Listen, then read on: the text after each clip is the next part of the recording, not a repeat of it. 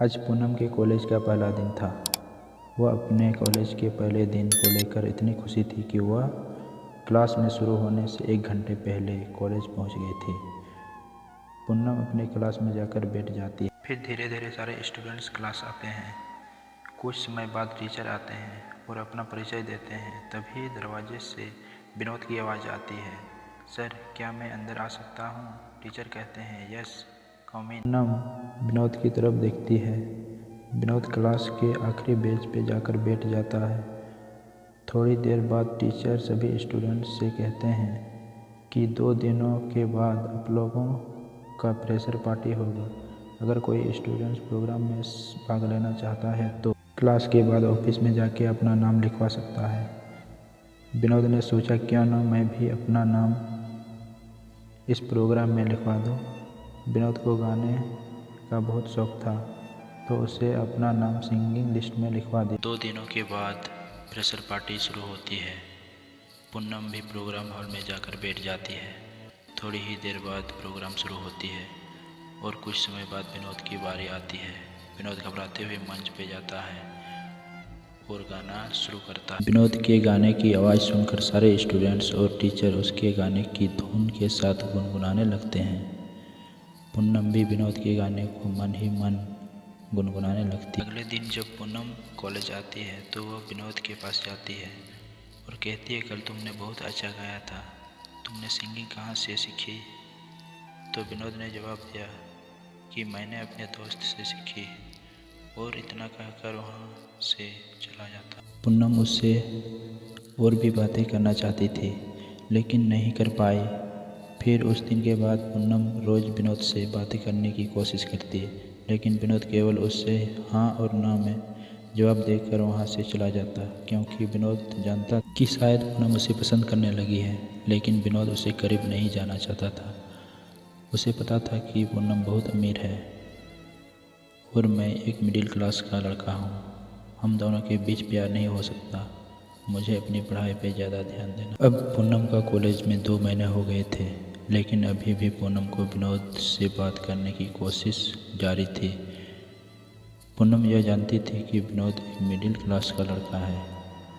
इसके बावजूद वह विनोद को पसंद करने लगती है, लेकिन पूनम ने कभी भी अपने दिल की बात विनोद को नहीं बताई। एक दिन पूनम विनोद के पास जाकर कहती है कि आज मेरी कार खराब हो गई है, क्या तुम मुझे अपने बाइक से मेरे घर तक छोड़ सकते हो? तो विनोद कहता है कि मैं तुम्हें अपने बाइक पे नहीं बिठा सकता। अगर किसी ने देख लिया तो क्या कहेंगे? कुछ नहीं कहेंगे पागल। पूनम कहती है, मैं कह दूंगी कि हम दोनों दोस्त हैं, तुम डरो मत। विनोद कहता है, ठीक है। विनोद अपनी बाइक लेके आता है। पूनम बाइक पे बैठ जाती है। विनोद पूनम को लेकर निकल पड़ता। पूनम बहुत खुश थी और विनोद से कहती है कि काश तुम मुझे रोज़ इसी तरह अपने बाइक पे बिठाकर मेरे घर तक छोड़ने आते।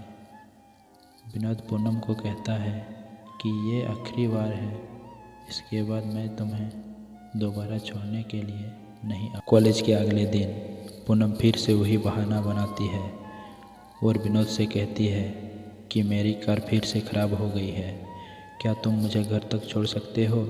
यह सुनकर विनोद पूनम को मना कर देता है और कहता है कि मैंने तुम्हें कल ही कहा था कि मैं दोबारा तुम्हें अपने साथ नहीं ले जा सकता, तुम ऑटो से चले जाओ।